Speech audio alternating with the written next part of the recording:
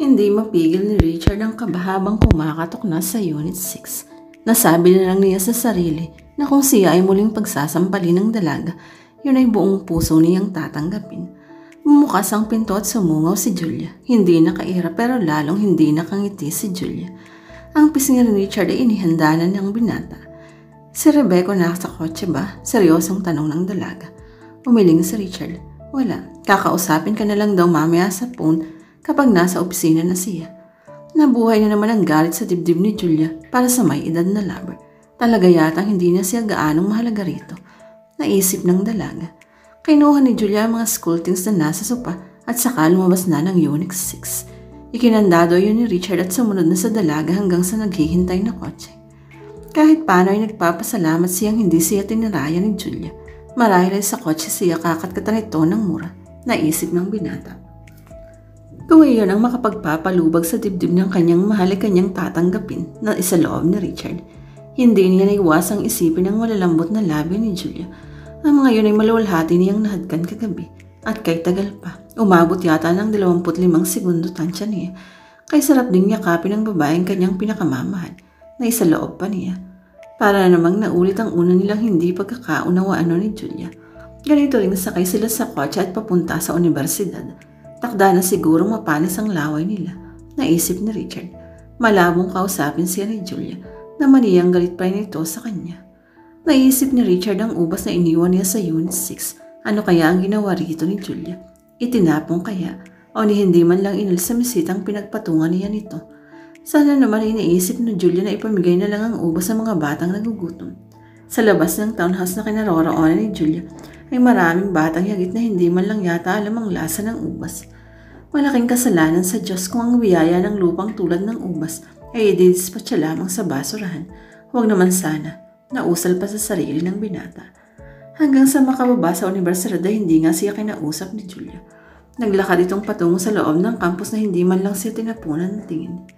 Iiling-iling mabigat ang loob na nilisan na ni Richard ang universidad at nagtuloy na sa kubaw. Bumili siya ng 1 kilong kanduli gaya ng usapan nila ni Mr. Laredo. Ang kanduli ay tinanggap ni Mrs. Laredo at ibinigay ng huli kay Aling Ason. Iluluto ang isda sa miso na ulinigan pa ni Richard. Nagbitiw ng salita si Mrs. Laredo. Ikaw, Richard, alam kong kinasakasangkapan ka ni Rebecca. Hindi naman kita lubos na masisisi dahil alam kong ikaw ay nangangailangan ng trabaho na may malaking sweldo kaya nang inibigay sa iyo ng mister ko.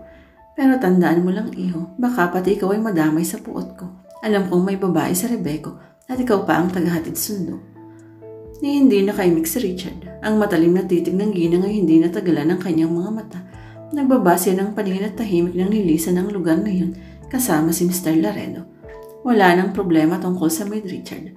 Sabi sa binata ng mabatas habang tumatakbo ang kotse patungo ang opisina ng huli.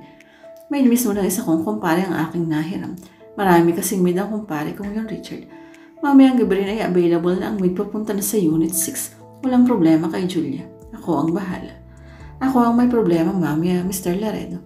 Kapag nakausap mo na sa telepono si Julia, unang isusumbong niyo ng paghalik at pagyakap ko sa kanya. Hindi ako magtataka kung babarilin mo ako mamaya, Mr. Laredo. Sa sarili lang ito sinabi ni Richard. Pareho pa naman sila ng sandata ni Mr. Laredo. Hindi mga baril na may mataas na kalibre, pero baril pa rin na maaaring makamatay. Napalunok siya. Baka bukas ay ma-headline pa sila. Dalawang lalaking nagbarilan, parehong patay, at ang dahilan ay isang magandang babae, at ang tunay na sanhi ay pag-ibig. Namatay siyang umiibig kay Julia. Naisip pa ni Richard. Napalunok ang binata at pangitayang iyon. Kinilabutan siya. Ayaw niyang mamatay o makapatay. Not now, na isaloob niya, kasi magiging kawawa si Julia. Wala nang tunay na magmamahal sa dalaga. Si Julia ay nasa campus ground nang tanggapin niya ang phone na tawag ni Mr. Laredo. Weekend period niya at alam iyon ang may edad na lover. Julia, how is your day? Tanong ng mambabatas. Galit ako sa'yo, Reb. Marami ka nang atraso sa akin. Julia, iha, ikaw nga ang naglagay sa akin sa gipit kahapon. Remember, tinawagan mo ako sa bahay at sino ang nakasagot? May what? Aba, tinarayan ako ng gusto. Ako ang tinarayan ng Mrs. mo, Reb. Pinantaan pa nga ako. Something will happen to me daw. Iyan pa nga ang labis kong inaalala, Julia. Nagbabanta na talaga ang Mrs. ko. Pati ang pangalan mo ay nalaman. I don't know how, kaya nga mas dapat tayong mag-ingat. Rebe, yes, Nagsasawa ka na ba sa akin? Kaya hindi mo na pinagbibigyan ng mga gusto ko. Julia, bakit mo naman naisip itanong yan? Hindi lang ako ang nakarating dyan. Iba na ang iniisip mo. Marunong din akong makahalata. Celia, I still like you a lot. Ikaw ang nagpapabata sa akin. Paano kung sawa ka na sa akin? Hindi ako sawa sa'yo, okay? Hindi ka pasawa. Pero sooner or later, magsasawa ka rin. Look, Julia, hindi tungkol dyan ang itinawag ko. Makinig kang mabuti. May malaking pagbabago sa arrangement natin. At sinabi ng mambabatas ang tungkol sa paglilipat nito kay Richard bilang full-time driver bodyguard ni Julia na simula sa gabing yun ay sa Unit 6 pa. Rin tutuloy si Richard. Kasabay ang pagdating din ng maid na makakasama rin ng dalaga. Ang hakbang na yun ay ginawa para matiyak ang kaligtasan ni Julia sa tangkang pagganti ni Mrs. Laredo, sabi pa ng mambabatas. Nadama ni Julia ang tapat na hangarin ni Mr. Laredo at ang dalaga ay nabasa ng hinakit kahit paano. At least ay hindi na inamin ni Rebecca Laredo na pinagsawaan na siya nito. Naisip ng dalaga. Iminalik niya sa handbag ang cellular phone at nagtuloy sa kantina ng universidad. Lalamnaw niya ang sikmura bago pumasok sa susunod na klase. Kumakain na siya ng maalalang ni hindi niya naisumbong kay Rebecca ang kasalanan ni Richard ng sinundang araw. Anong magic mayroon ng binata na hindi niya magawang isuplong? Ito kay Rebecca. Naitanong niya sa sarili. Wala kang magic sa akin, Richard. Naaawa lang ako sa iyo. Alam ko kasing sisipain ka agad ni Rebecca at ikaw ang mawawala ng hanap buhay. Naisaloob ito ng dalaga. Anyway, nakuha na sa paligaw ang ginawang yakap at halik sa kanya ng dating kapitbahay. Nagsabon siya ng husto, nagsipilyo ng ngipin at nagmumong ng husto. Nabura niya ang anumang markang ginawad sa kanya ng binata, sabi pa ni Julia sa sarili. Ililibing na lang niya sa limot ang mga kasalanan ni Richard, kanyang naipasya. Kung di nga lang ba natakot din siya sa sinabi ni Rebecca na nagbanta si Mrs. Laredo na sasabuyan ng asido ang mukha niya. Malayong pumayag siyang sa Unit 6 din titigil si Richard. Kung tutuusin ay manliligaw niya ang binata at masagawang kasama niya ito sa iisang bubong. Kanyang naunawaan. Ni hindi nga rin pala ninabanggit kay Rebecca na si Richard ay nagtapat sa kanya ng pag-ibig matapos siyang mahalikan at mayakap nito. Kay dami na rin pala niyang hindi ipinagtatapat kay Rebecca Laredo, naisip ng dalaga. Mula sa parking lot ay pinatawag ni si Richard ni Mr. Laredo sa isang tauhan. Si Richard ay nagtungo sa tanggapan ng mambabatas at silang dalawa ay magkarap na naupo. Ang pinto ng tanggapan ay sarado. Sila lang ni Mr. Laredo ang naroon. Napansin ng binata. Kapansin-pansin din ang katahimikan ni Mr. Laredo. Nagsimulang kabahan si Richard. Ang hula niya ay alam na ng amo ang kapangasang nagawa niya kay Julia. Tiyak na nagkausap na sa telepono si Mr. Laredo at Julia at ngayon baka hahatulan na siya ng mabatas.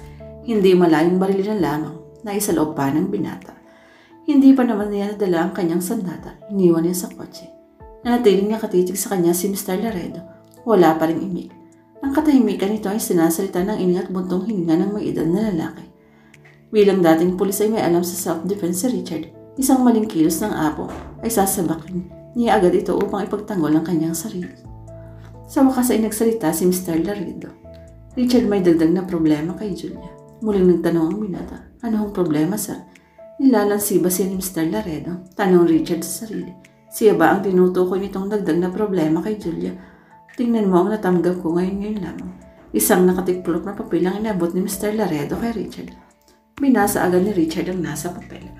Laredo, may mangyayari sa iyong chin-chin na Julia kapag itinuloy mo ang paglaban sa import liberalization. Ang nakasulat sa papel ay binubuo ng mga letrang ginupit-gupit mula sa iba't ibang pahayagan sa magazine. Nakuro ni Richard, ginawa iyon nagpadala para hindi matuntun. Bilang dating pulis ay alam na ni Richard ang ganoong paraan ng pananakot. Napabuntong hininga ang binata. Gawain ng mga kalaban ko, Richard. Mga politiko at negosyante ang tanging iniisip ay ang sarili nila. Walang pakialam kahit mapinsala ang nakararami sa mga kababayan natin. Those bastards, hindi maitago ang problema ni Mr. Laredo. Bakit hindi ninyo i-refer sa mga alagad ng batas? Tanong ng binata. Political suicide kapag ginawa ko yan, Richard. Remember na election year ngayon, kapag nabulgar akong may kabit na batang-bata pa ng mga estudyante, isusumpa ako ng mga butante. Tiyak na matatalo ako sa eleksyon. Mas mahalaga sa inyo ang panalo sa eleksyon kaysa buhay ni Julia. Hindi napigil ni Richard ang sarili. Bigla'y nakita niya na mabuti at masamang bahagi ng mababatas. Nagtaas siya ng boses. Richard, kaya nga tama lang na itinatalaga na kita ng full-time kay Julia mula ngayon. Ikaw ang magtatagol sa kanya. Sakaling tutuhanin nga ng mga kalaban kong banta. Mataas din ang tiling ni Mr. Laredo. Muling napamuntong hininga ang binata.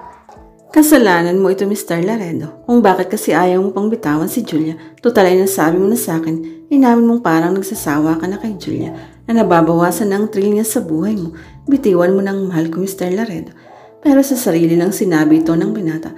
Mamayang gabi ay pupunta tayo kay Julia. Kukunin mo ang mga gamit mo sa aking bahay at lilipat ka na sa Unit 6, Richard. Yes, sir, sagot na Richard. Kasabay na rin natin ang may naipinangako ng kumpare ko. At least ay may dalawa ng kasama sa bahay si Julia, Richard. Hindi kita mapatawad kapag may masamang mangyari kay Julia, Mr. Laredo. Bulong ni Richard sa sarili.